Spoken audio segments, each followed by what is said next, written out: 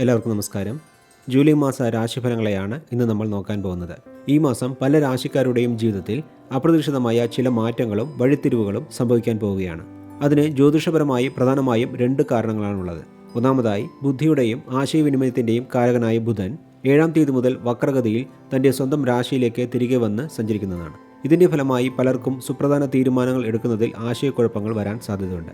രണ്ടാമത്തേത് വളരെ പ്രധാനപ്പെട്ട ഒരു മാറ്റമാണ്. സ്നേഹത്തിൻ്റെയും ദാമ്പത്യത്തിൻ്റെയും സമ്പത്തിൻ്റെയും കാരകനായ ശുക്രൻ ജൂലൈ 4-ാം തീയതി മുതൽ കേതുവിൻ്റെ കൂടെ ചേർന്നാണ് സഞ്ചരിക്കുന്നത്.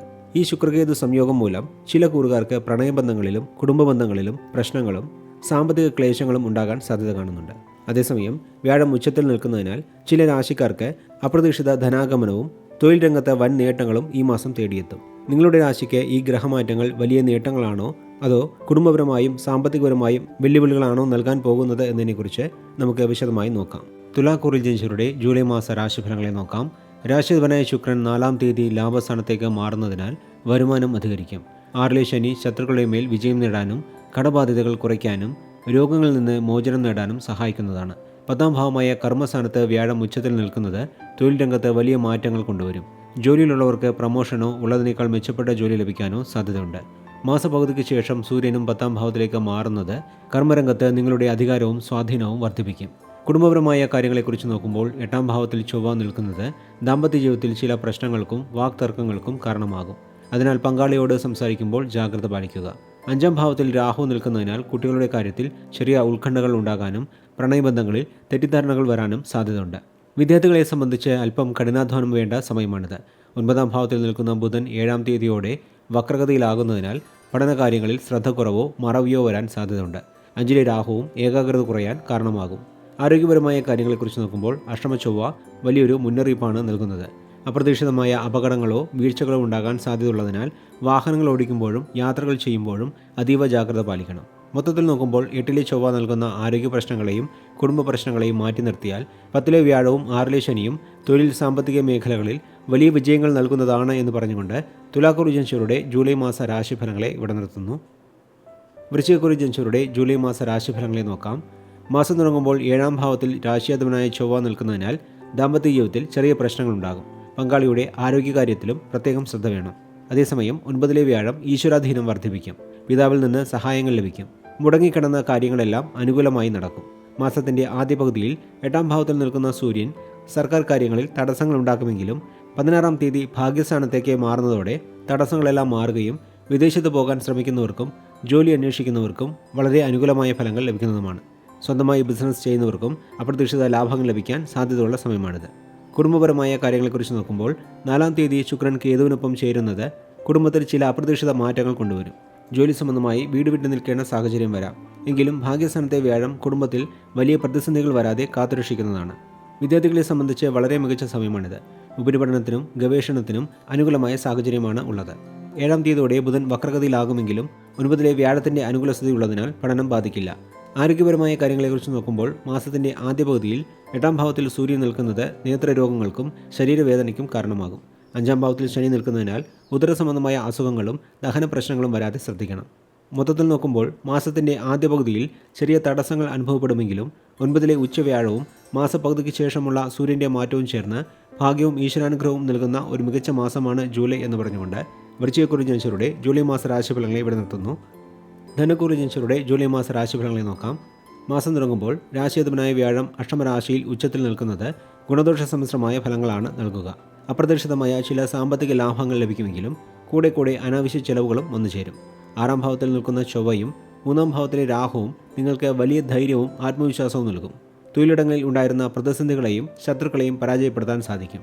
എന്നാൽ മാസപകുതിക്ക് ശേഷം സൂര്യൻ 8-ാം ഭാവത്തിലേക്ക് മാറുന്നത് ബിസിനസ്സിൽ ചെറിയ തടസ്സങ്ങളുണ്ടാക്കും. കുടുംബപരമായ കാര്യങ്ങളെക്കുറിച്ച് നോക്കുമ്പോൾ 4-ാം ഭാവത്തിൽ ശനി നിൽക്കുന്നതിനാൽ കുടുംബത്തിൽ ചെറിയ അസ്വസ്ഥതകൾ ഉണ്ടാകും. വീട് പണി, വാഹനം ഇതുപോലുള്ള കാര്യങ്ങളുമായി ബന്ധപ്പെട്ട് ചില കാലതാമസങ്ങൾ വരും. 4-ാം തീയതിയോടെ ശുക്രൻ 9-ാം ഭാവത്തിലേക്ക് മാറി കേതുവിനൊപ്പം ചേരുന്നത് പിതാവുമായി ചെറിയ അഭിപ്രായ വ്യത്യാസങ്ങൾ ഉണ്ടാക്കും.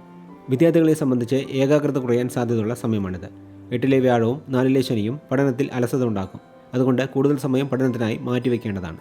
ആരോഗ്യപരമായ കാര്യങ്ങളെക്കുറിച്ച് നോക്കുമ്പോൾ അഷ്ടമരാശിയിലെ വ്യാഴവും മാസപകുതിക്ക് ശേഷമുള്ള സൂര്യൻ്റെ 8-ലേക്കുള്ള മാറ്റവും കാരണം ഉദരസംബന്ധമായ അസുഖങ്ങൾ, കൊളസ്ട്രോൾ എന്നിവ വരാൻ സാധ്യതയുണ്ട്. ഭക്ഷണകാര്യങ്ങളിൽ ശ്രദ്ധ ആവശ്യമാണ്.